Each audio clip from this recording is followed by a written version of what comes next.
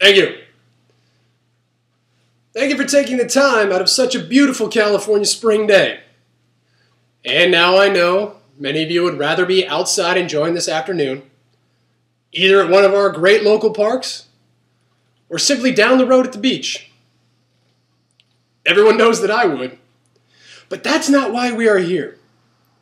We're here for one simple purpose, and that purpose is to elect a county supervisor that will fight for our district, fight for our schools, and more importantly, fight for the secure future of the children within Santa Clara County.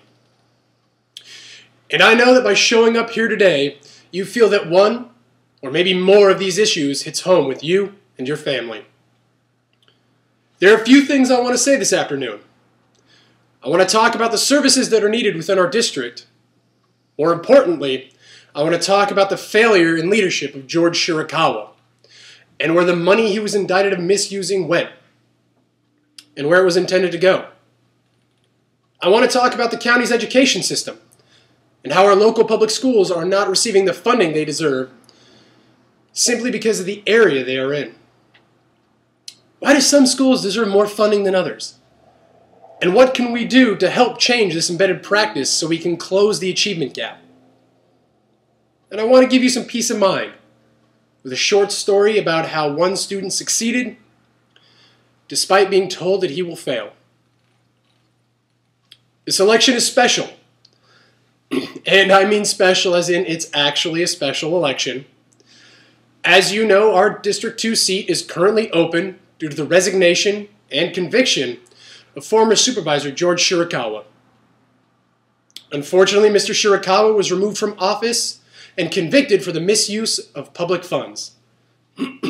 Is this the type of action we deserve from a public official? The answer is no. We elected Mr. Shirakawa to represent our district and provide us with the services we expect and deserve from an elected official. However, as we now know, Mr. Shirakawa funneled a large portion of public funds designated for our district into his personal bank account in order to pay off gambling debts. But not only did he do this once, he did this 12 times. Does this sound like the actions of a man who ran on the platform of being a man of good character? No.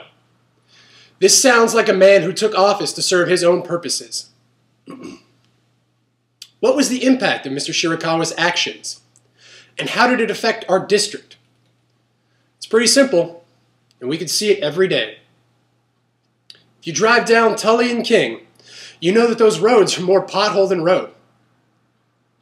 Where do you think the money to fix those potholes went? The Tropicana Park off McLaughlin was once a place where families could go after school and on the weekends. But now it has become a refuge for our local homeless population. And since they have moved in, we have seen a marked increase in crime. And not just simple crime. We have stabbings almost every other week.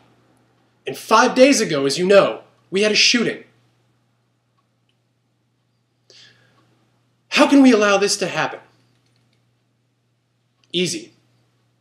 We turned a blind eye to the fact that the money earmarked for those projects never showed up. And we never asked questions. Now, I'm just as guilty as anyone else, but now is not the time to point fingers and place the blame on one person or another. Now is the time to take a stand and ensure that this never happens again. We need to elect a public official that will ensure those funds earmarked for those projects make it to where they were intended to go. And this is why, on June 4th, I asked for your vote.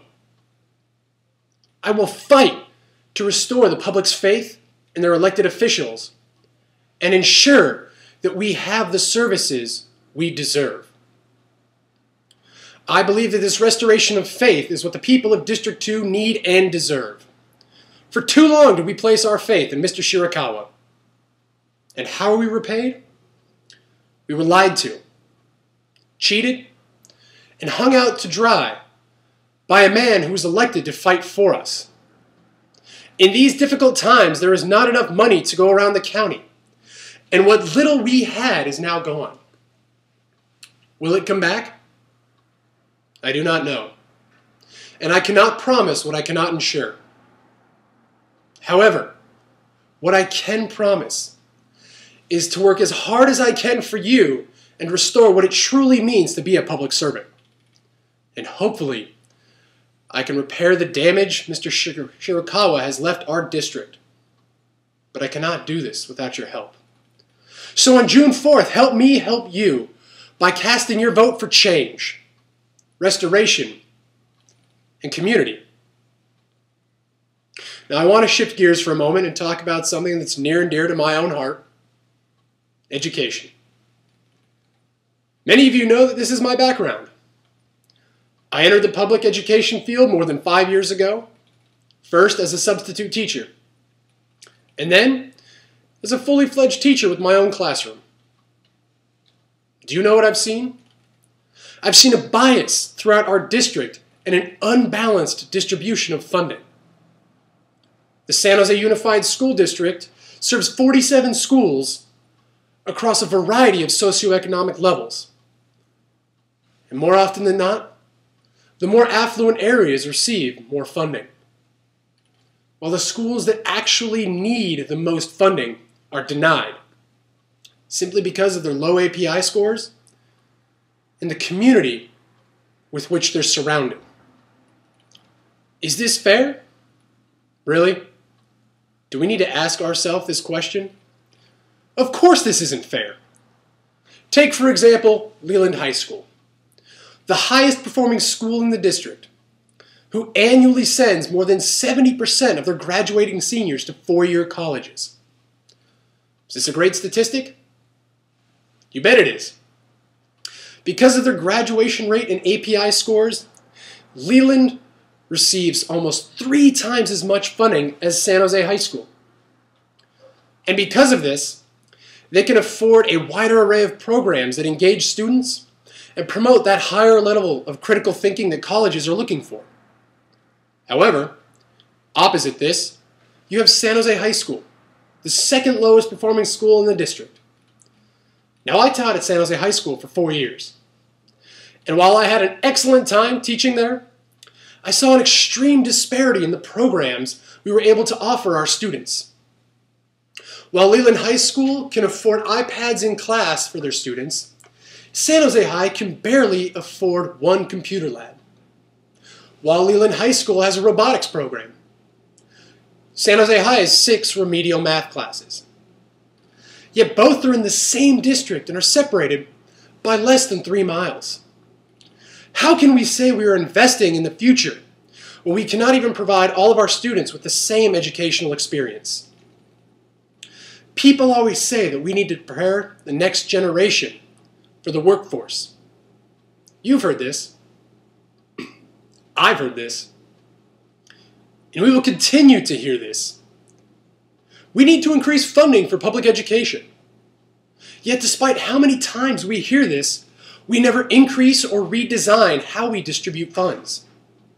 In order to tackle this issue, I've already been in talks with the County Board of Education to see if there is some way in which we can redesign the distribution of funds. However, in order to do this, the Board of Education needs a partner within the county in order to help pass legislation. This is where I want to focus my efforts. Well, not all of them. But if and when I am elected, I will do everything I can to work in conjunction with the Board of Education to see that the low-performing schools within our district get the funding they deserve and are not simply denied because of the socioeconomic level District 2 sits in. Under my watch, this practice will change, but I need your help. On June 4th, show your children, your neighbor's children, and the children all over District 2 that you stand for their education and will not take this economic discrimination anymore. Now, the other day, I was talking to a young man down at Downtown College Prep who's a first-generation student born here almost 2 decades ago, to parents who entered our country illegally. This young dreamer realized that in order to make a better life for his family, he needed a college education. And in knowing this, he put all his effort into getting good grades and applying to charter high schools that focus on preparing students for entrance into college. And you know what? He succeeded. This fall, he'll be enrolling at San Jose State University, just outside of our district. Now, where am I going with this? The average person would take one look at this young man and believe that because he comes from a poor, blue-collar immigrant family, he will not succeed. And because of this perception, the chances are stacked against him, and the odds are that he will fail. But not because he cannot do the work, but because this is what he's been told all of his life. What are we doing to this generation if we cannot support them? Do they deserve this type of rebuke? Or should we overlook his upbringing and only look at his academic record? I firmly believe in the latter. And only once we've realized this will we succeed in helping the next generation. No longer can we afford to turn a blind eye to the practices of our education system. Now, I'm not saying that it is racist, biased, or incorrect in any way. I'm saying that we need to rethink the way we present opportunities to our children. I know that right now it might seem like we're putting up more barriers rather than tearing them down. But this type of change cannot happen overnight. It will take time. But we have to lay the groundwork for that change now. Together. We have to work together. It's as simple as that. We're stronger together as one voice versus several voices all yelling out at the same time, clamoring to be heard over the din. What we need is a leader that will channel this group energy, give it a purpose, a path, a reason to fight for change. I want to be that leader. Education has played a special role in my life, and without it I feel I would never have the opportunity to stand before you as I am now. And because of that, I feel the need to give back to the education community, to ensure that I'm not the only one who can benefit from quality instruction. Our children all deserve the same chance to succeed, and now is the time to realize and enact a lasting change. So please, on June 4th, let the county know that you want to see our children's future secured. We still have a chance to make a difference. We can still recover from the mess left by George Shirakawa. We can help clean up our district and restore it to what it once was. But we must work together. We must show the county that we will not fail. We must stand together. Please, this June 4th, show the County of Santa Clara, the City of San Jose, and the people of District 2 that you are ready to make a difference. Please, vote for me, and I will work to give you the services you expect and deserve from an elected official. Because I believe in our county, our community, and our children's future. Together, we can make a difference.